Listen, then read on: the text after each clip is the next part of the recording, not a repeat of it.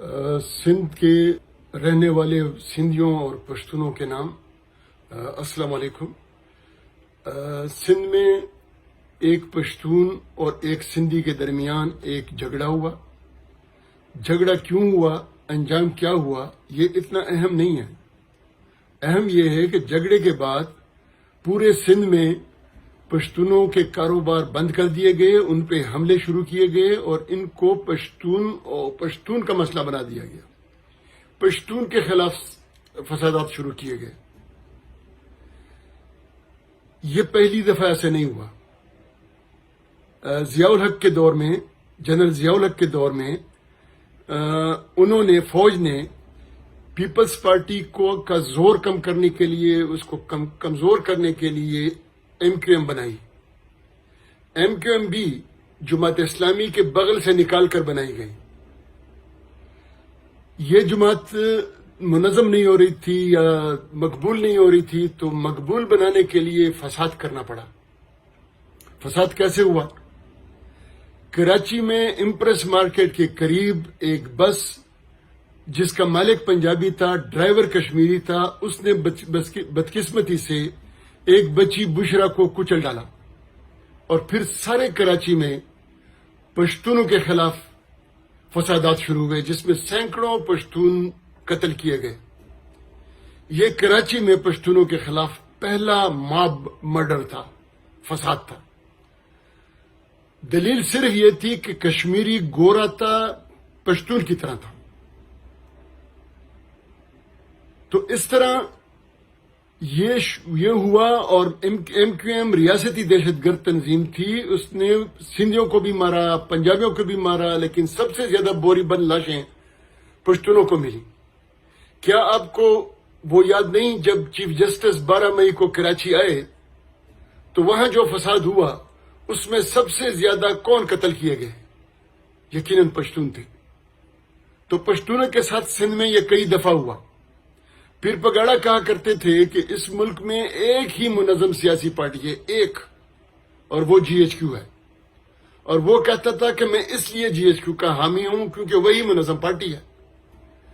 وہ یہ بات صحیح کہتا تھا کہ پاکستان میں واحد منظم سیاسی پارٹی جی ایچ کیو ہے، لیکن میں پیر پگاڑا کی طرح ان کی حمایت نہیں کرتا، بلکہ میری مخالفت کی وجہ ہی یہی ہے کہ ان کا کام سیاست کرنا نہیں ہے۔ ہمارا مسئلہ یہ سندھی اور پشتون کا مسئلہ نہیں ہے۔ یہاں سارے مسئلے ریاست سے جڑے ہوئے ہیں۔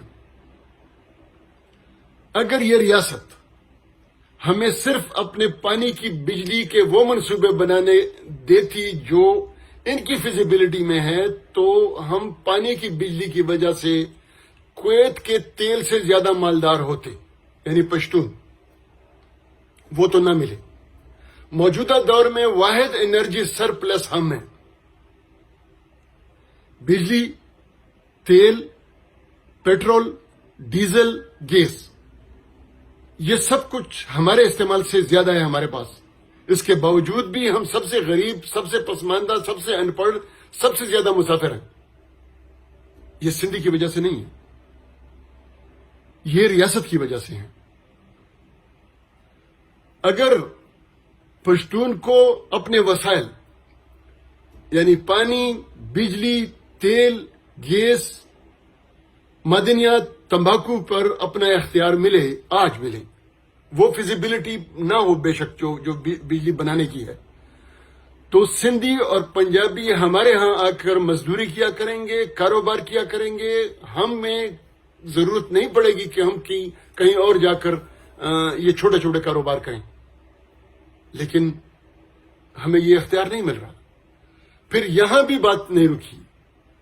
پھر اسی ریاست نے اپنی توسیع پسند پالیسی، اسٹریٹجک ڈیپتھ پالیسی بنائی، اس کے لیے دہشت گرد بنائے، اور اب انہی دہشت گردوں کو مارنے کے بہانے ہمارے پاس آئے۔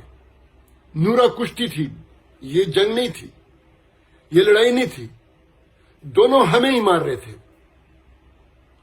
اور پھر ہماری یعنی ہم 80,000 سے زیادہ شہید کر دیے گئے، ہزاروں کے حساب سے ہم لاپتہ کر دیے گئے۔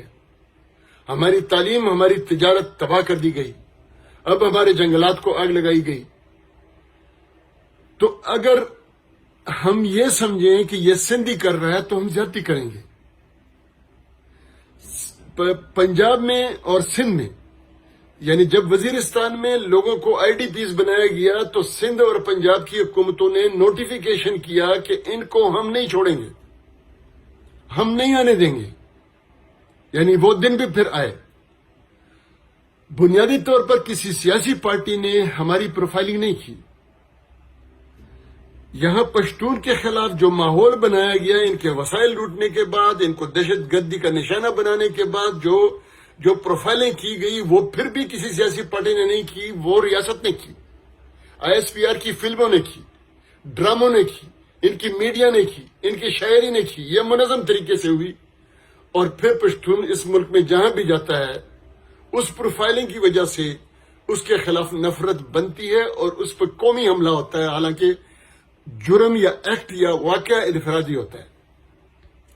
اس میں شہباز شریف کے دور میں جب ایک دھماکہ ہوا اور اس نے کہا کہ یہ تو باجوڑ کا تھا، افغانی تھا، اس لیے جو فروٹ بیچتے ہیں، جو ریڑھی لگاتے ہیں، جو مزدوری کرتے ہیں، جو قمیض شلوار پہنتے ہیں، افغانی کپڑے پہنتے ہیں، یہ سب دہشت گرد ہیں.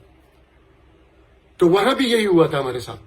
وہاں پولیس نے کیا تھا، پنجاب نے ہر پشتون کو گرفتار کیا اور ہزاروں روپے رشوت دے کے ان کو چھوڑا اور مارا پیٹا. تو ہمارا مسئلہ سندھی بھائیوں اور ریاست کے ساتھ ہے. تم بھی اسی پروپیگنڈے میں آئے ہو اور تم نے ایک شخص کے مسئلے کو قومی مسئلہ بنا دیا. مہربانی کرے ایسا مت کرو، ایسا مت کریں. آپ میں اگر زیادہ ہمت ہے تو آپ سندھ کو الگ کر لیں تاکہ پشتون کو وہاں رہنے کا بہانہ نہ ملے. اگر ہم میں کوئی ہمت ہے تو ہم اپنے وسائل پہ حق ملکیت، حق حاکمیت قائم کریں تاکہ ہم مزدوری کے لیے آپ کے پاس نہ آئیں. اگر اس سے بڑی ہمت ہے تو ہم بھی اپنا راستہ الگ کر لیں تاکہ ایک دوسرے کے ساتھ جھگڑے ہی نہ ہوں. اگر یہ دونوں ہمتیں یا تینوں ہمتیں ہم نہیں کر سکتے تو اس منظم پھر پگاڑا کی ان منظم سیاسی پارٹی کے خلاف جو ہمارے اور آپ کے اور سب کے حقوق پہ ڈاکے ڈال رہی ہے اور ہمیں امن سے نہیں جینے دے رہی ہے، ہمیں وہ حق نہیں مل رہا جو ہم سب کا بنتا ہے، تو ان کے خلاف اکٹھے ہوں. اگر یہ بھی نہیں ہوتا تو برائے کرم